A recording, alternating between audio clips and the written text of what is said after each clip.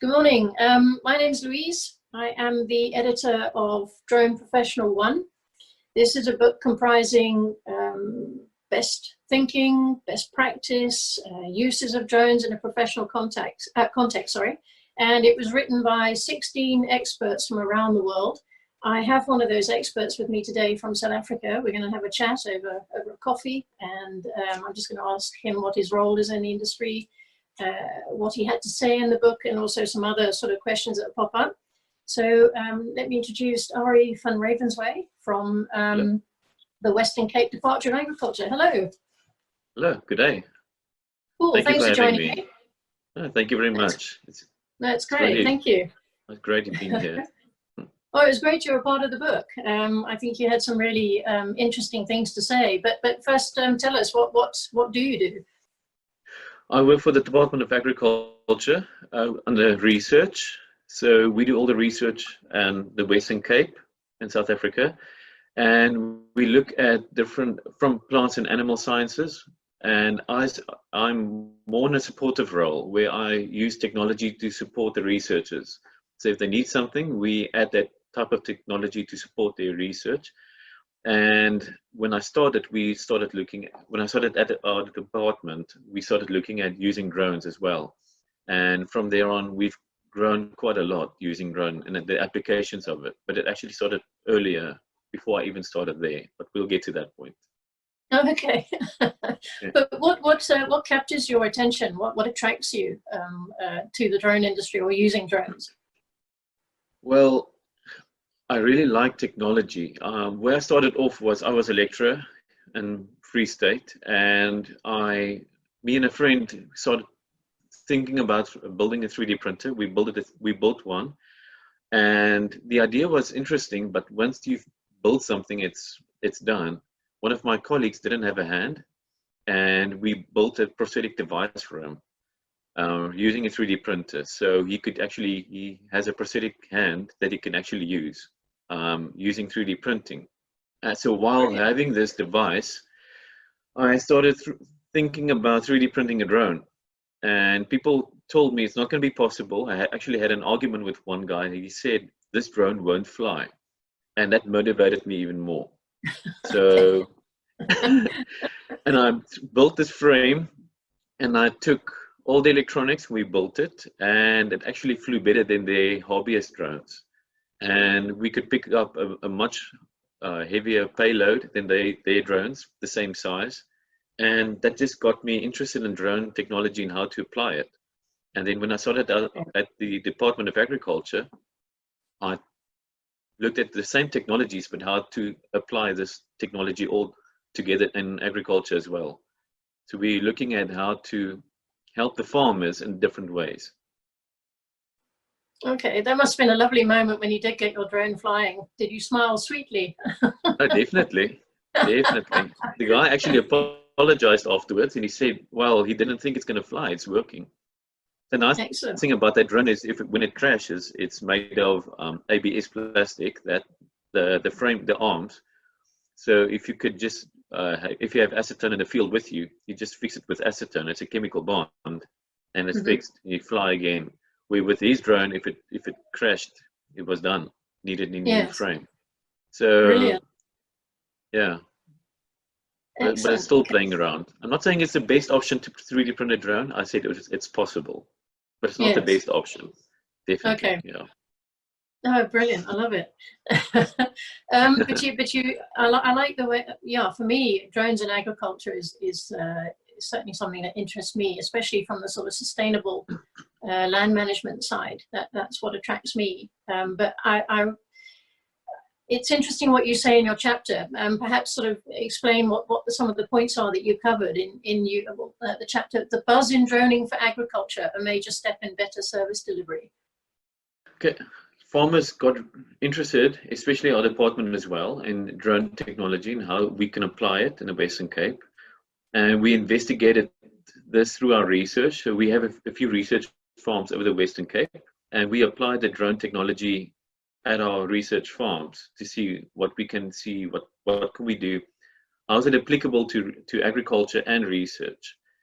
And what most farmers would use it for, like a beginner's phase would be looking at their animals, looking at what's going on around the farm. So farmers that have difficult places to drive to, let's say on a farm in Beaufort West or Laingsburg, they would drive maybe a few kilometers out on a mountain range just to go see if a watering hole is full or not. If it takes them an hour to drive out, they're lucky, and it's a lot of diesel. So they would rather opt for using a drone, fly out, that takes about 5 minutes to check the watering hole and fly back while enjoying a cup of coffee, instead of using a bakkie, a 4x4 bakkie, to go up on the mountainside. So it's changing their lives. It's making it easier. It's faster, and it's saving time and money. So that's one application, but that's the basic version. It became interesting when we started looking at the photos, so photogrammetry, combining these into larger maps and creating maps so farmers can see over time what's happening on their farms. So we started off by using the maps, but for research purposes, it needs to be repeatable. And we noticed that it's not repeatable at all. So when you fly, your coordinates on your maps might change a little bit, because the GPS modules on drones aren't precise, they aren't that high in accuracy. People might think, especially on the Z-axis. So we started adding markers on the field, GCPs, ground control points, to get these maps straightened out and also rectified, so that we can repeat our results. So we have overlapping layers that are exact.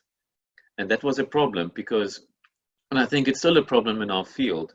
A lot of farmers are using drones to map out areas, but they're not actually mapping out exactly what it's seeing. So they need to make sure that the results are overlapping correctly. So you maybe looking at a plant that's not the exact same plant or area that's infected. You might be out by even 10 meters. So those are the kind of problems we realized, and using our technology and solutions to it as well.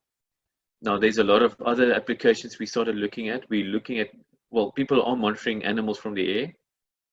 And we also started helping other departments in government. So using like human settlements, for engineers as well, and a lot of applications. We looked at, for engineers in agriculture, we started looking at building a dam.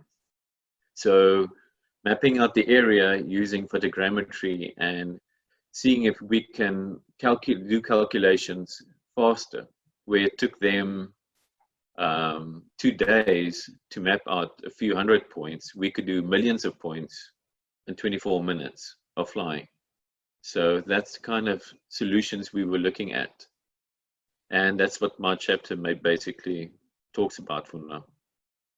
Okay, no, that's well, I think you've covered some really interesting points in that already. I mean, you know, there was a quote that you made in here that I thought was really key, is that looking at plant health is very exciting, but you never hear of the struggles that come with it.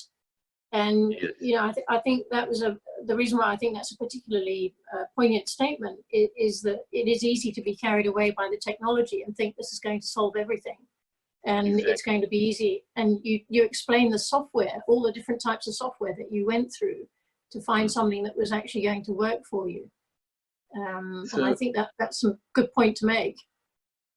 We had to go through quite a lot of software to get to the point where we see accuracy and the results that we need, especially for research. So if you're serious about farming and using technology, I think you want repeatable results. And that's the kind of solution you're looking at then. And that's part of my job is it's looking for a solution and showing farmers what the solution is so that they don't have to go through all the struggles. So that's my part in government, is helping them going forward. We're not making money out of them. It's for free. It's a free service we do for our farmers. But it's to help them with this technology.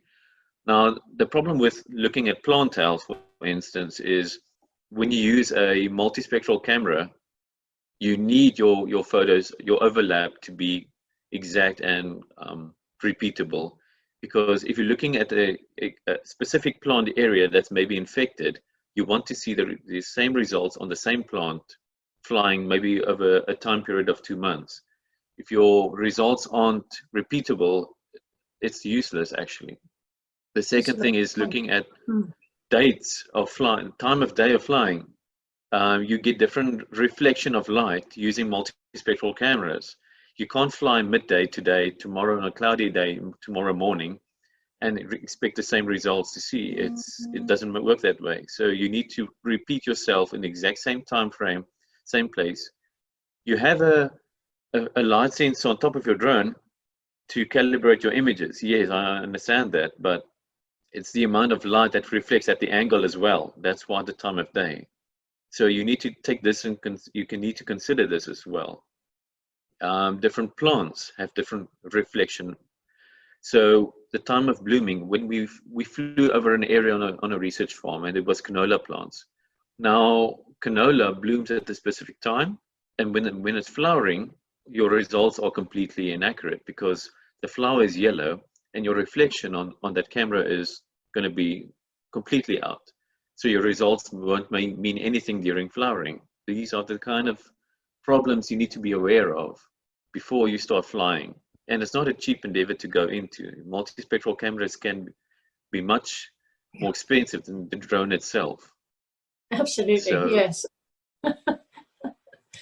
No, I mean, that's very valuable information, because I think it's easy to get caught up and just go, oh, let's go and get this, and then suddenly find that it's not quite giving the results and being disappointed in what you're getting. Yeah.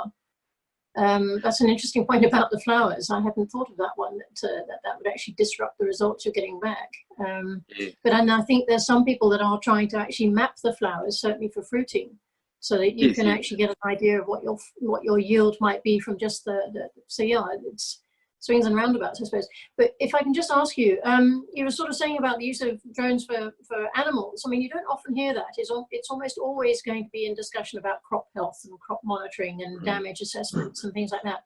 What's your experience of drones being used for animals, and how effective is that? Okay, so, well, a lot of people, the biggest question I always get is about counting. The counting of animals is a very difficult one. I don't think nobody's got it perfect, that algorithm at all. You can do it. There are people that have provided that service.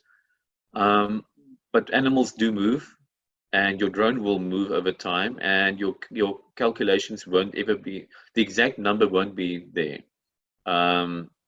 But you can use it for an estimate, for instance, if you want to count animals.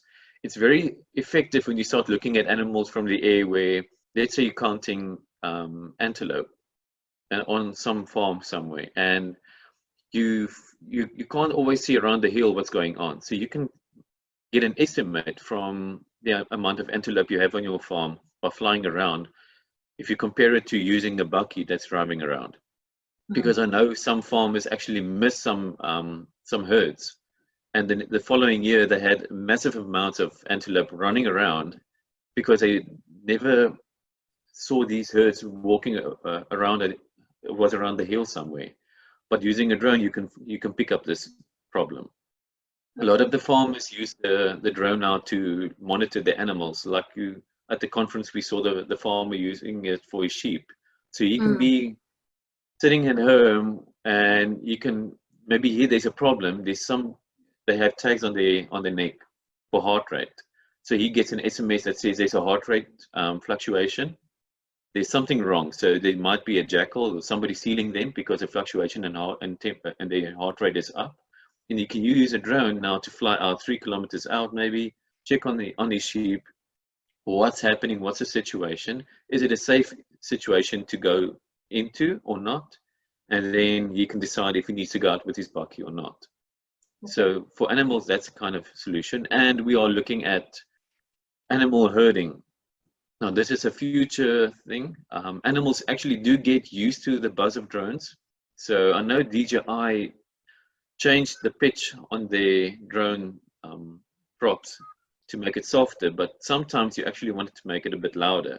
So if we can start herding animals, instead of using dogs, what if you can use an algorithm, one main drone on top, and it's looking at the movement of sheep and using different smaller drones to herd the animals around until they get to the Yes. space where they need to be.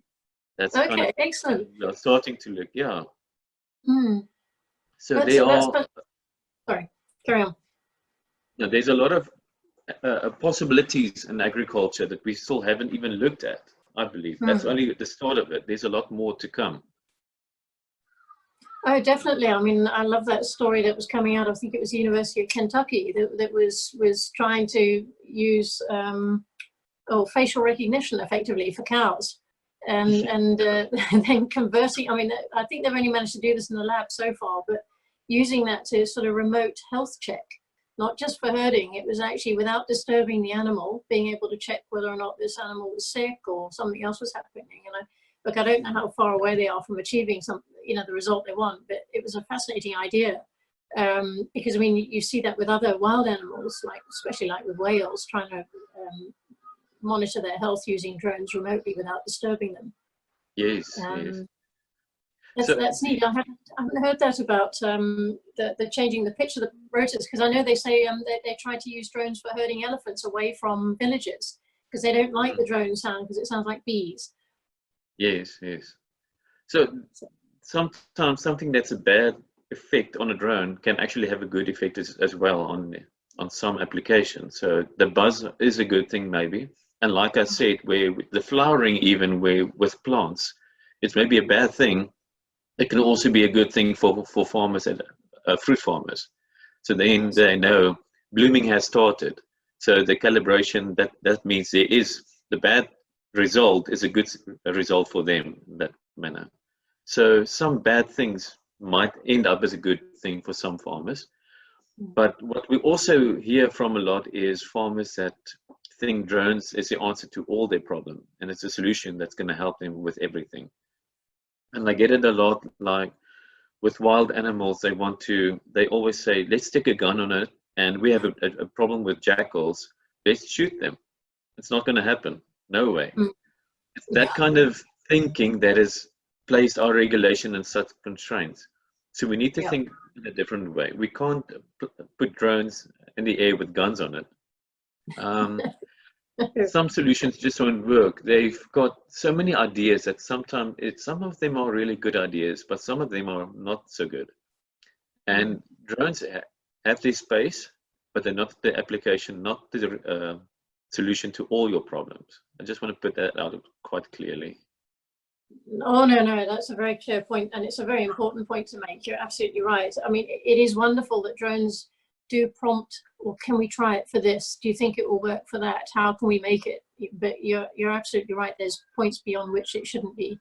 It's, I think someone, I can't remember who it was now. I don't know if it was America or if it was ICAO, just said, these are civilian drones. We do not put weapons on them. I know people have, and it's been shown on YouTube and things, but no, I agree. These are not to be weaponized. It is. What sort of things are fun? Sorry. No, it's fine. You can talk. Oh, I was going to say, I'm curious, what sort of things do you generally find farmers are asking you to help with?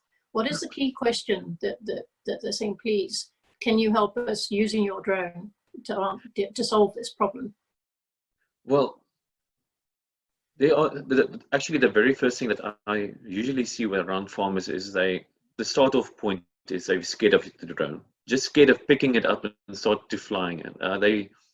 They're not very comfortable at flying at first. So the very first thing that they'll usually ask me, the starter off farmers would say is, help me to fly, and how do I start off? So we would usually go to them and show them how easy it is actually to fly. You can fly manually or you can fly autonomous. So I would offer autonomous for specific results. So if you want to fly orthomosaics, you would obviously have to fly autonomous. But to them, it's scary putting a drone down, programming it on a tablet, and just pushing a button and there it goes off. They have no control over it. So we have to get them used to that. That's the very first thing. It's getting them used to that. That's their major problem. Once they get used to that, they just do things, no questions asked. So some of them are really cowboys out there and doing great stuff. I think the biggest problem we have is actually our jackals, the killing of animals. They lose a lot of sheep in the Karoo area, and that's a problem we have to look at. So, and the drone is obviously a very good solution for them, but we have to look at how regulation applies to it and how the problems around it. Actually, there's a lot of problems. We had problems now that somebody has a drone there in the area and he's flying around illegally and he's disturbing people, and we have to get around these problems. How do you, let's say your animals are being hunted by a jackal, what do you do with a drone? You can see it now. So the only option we actually have, like a solution for them, is to follow this jackal, to look at where its hole is, where it's living, and follow it back to that area, and then we can maybe go and catch it there. That's the major solution we have. But I would actually just say it's more of a monitoring tool at the moment. So monitoring the area and looking at what's happening. The other thing we also have a lot of questions about is security. Given the state of what's going on farms and people coming onto farms illegally, and we have a lot of security questions. I don't really like going into that answer usually. It's not part of the work I do, but security is definitely a problem on farms. So a lot of farmers would use it and put it in the air if they feel there's a situation they need to look at from the air, just to keep themselves safe. Yeah, that's a question I've had a lot down here, especially people with tunnels, using the tunnels for growing veggies and things. You know, people are breaking into the back of the tunnels and they want to keep an eye on those. So it's definitely an issue that I've heard down here in Eastern Cape. No, definitely. There was a question I was going to ask you. Yeah, I know you say that you offer this service for free, but I'm just curious, what's the sort of return on investment that the farmers are seeing? You know, whether it's fuel savings or yields or more sheep, or I'm just curious, what results are they getting that's making them think, well, this is worth it? You know, that this is a good technology. Well, okay. First of all, the diesel option. If you look at diesel, the one farmer calculated over a year, visiting one watering hole, it will save him 12,000 Rand per year on diesel. That's one watering hole. He has 3. So if you can save 12,000 driving out for diesel on a 4x4 on that route, you're saving a lot of money. You're getting your investment back on the drone's cost for that first year, basically. And after that, it's free. Other options are looking at from the air, if there's a problem in your yield, let's say wheat or canola, and you can monitor it from the air, you can see what the problem is, you can maybe save it before it dies off and something happens. So that's a major investment, the saving there. The solution with the sheep is quite a problem, because the killing off of those animals, it's going to cost them hundreds of thousands a year for the amount of sheep they lose. So it's a very big loss for them. And we don't have any statistics on that, so we can't say what it's going to save them or if it has saved them any as yet. But I know if we can use drones to save those animals and less theft or jackal or predator attacks, it will save them hundreds of thousands a year, definitely. Yes, so it does present an interesting challenge on how to figure, you know, because again, you know, like you said just now, it's not really one drone. It's an integrated sort of system of, perhaps as you said, one larger one and lots of little ones flapping about, you know, sort of picking up on areas that are of concern. So yeah, it'll be an interesting way of trying to solve that, because as you say, they don't stand still. they bimble off and go over the hills. You've got to look out for them. Okay.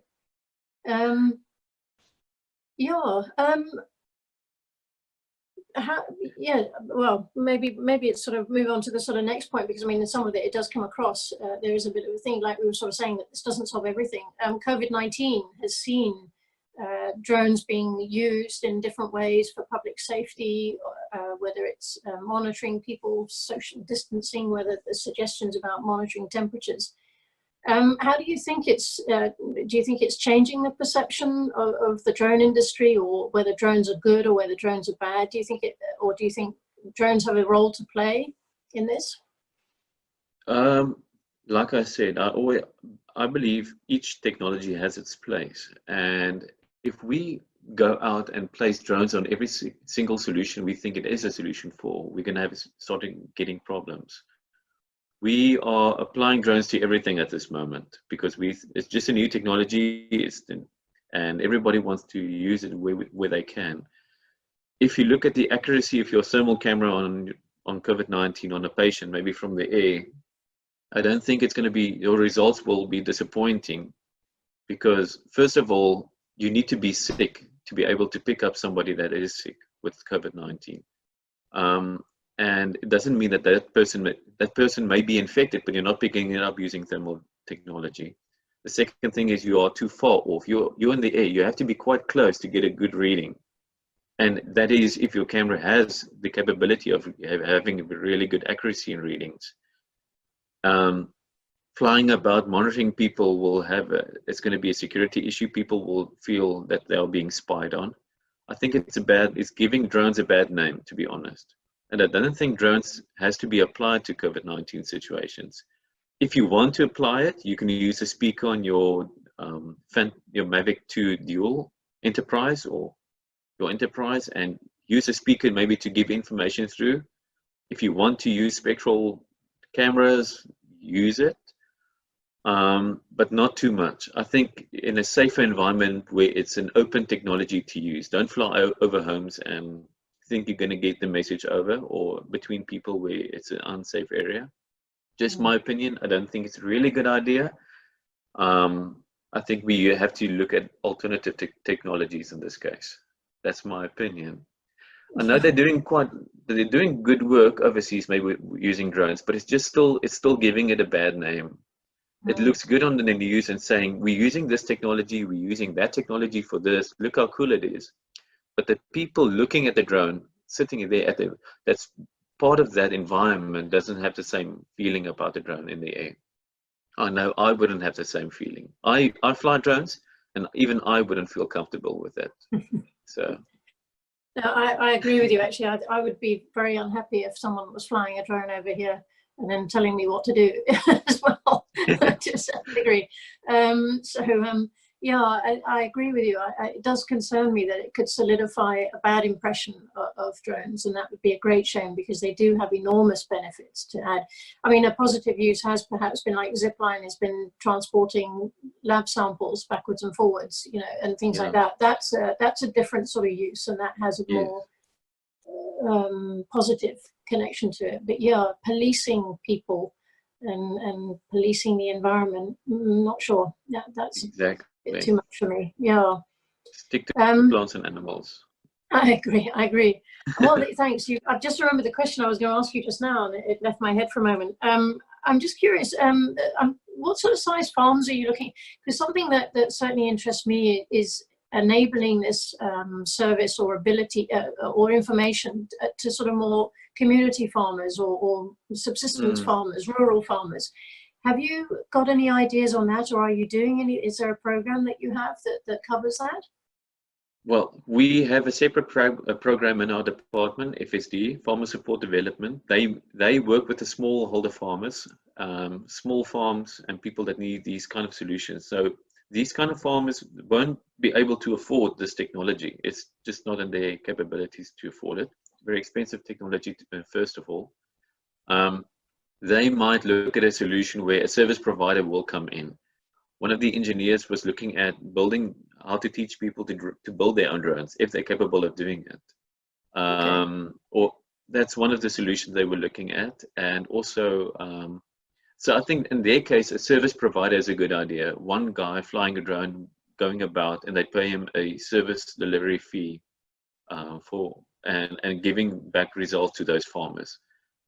Maybe even subsidized by the government, maybe in future. We will see how that will work out in future. But bigger farms would obviously now buy their own drone or drones and then fly them about and see. So it depends on the size of a farm, how open farmers are to new technologies. I know a lot of farmers still don't want to use drones. I think they're a bit scared of it as well. There's new technologies to some of them, and it's scary for them. Yeah. So it really depends on the kind of farmer you have. We have a lot of different types of farms, from vineyards to canola to wheat and animals in the Western Cape. So it's quite broad, I would say.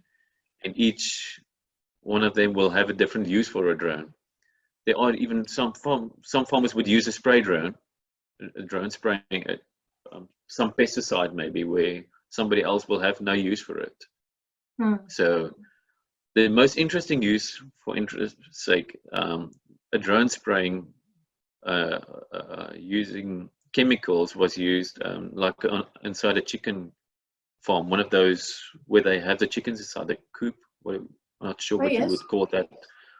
So they would fly inside, spraying the pesticide or the chemicals just to clean up the place once a year. I don't think it's the best idea, but there's a lot of applications. So people were testing that even. Well, so want to test it, but the chickens weren't in there, of course. No, definitely not. No. So each year they have to clean it, and then they use machines to clean it out, and they have to spray it. It has to be disinfected completely. So they use drones to effectively spray it, because it sprays out a mist of chemicals.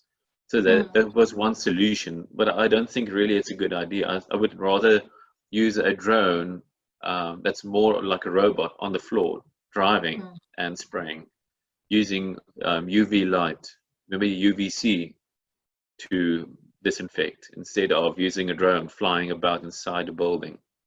So, yes, that does sound more like someone was having some fun. Yeah, it wasn't a very expensive one. Yeah, that's true. That's true. But yeah, I mean, well, that's another valid point. I mean, that was also made a lot at the conference. That integrating the data sources, that drones are, the drones are just part of a bigger picture, or should I say, the information that drones are collecting.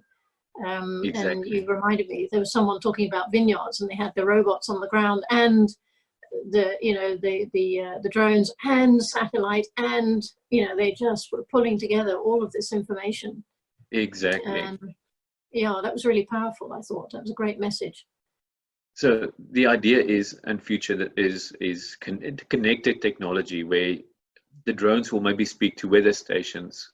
So a drone will automatically lift off or stop from lift off if the weather conditions are picked up as not safe to fly, and then it connects it back to your computer, to a server, and to robots, and to everything else, just giving back information to farmers so that they know they can farm effectively.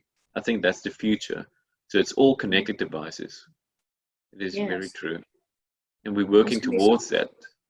No, exciting times in that regard. I look forward to seeing how all this technology comes together instead of working in silos. Sorry for the pun, but just working independently of each other.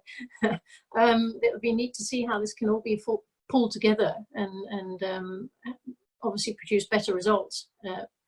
Better sort of real-time decision making and so on.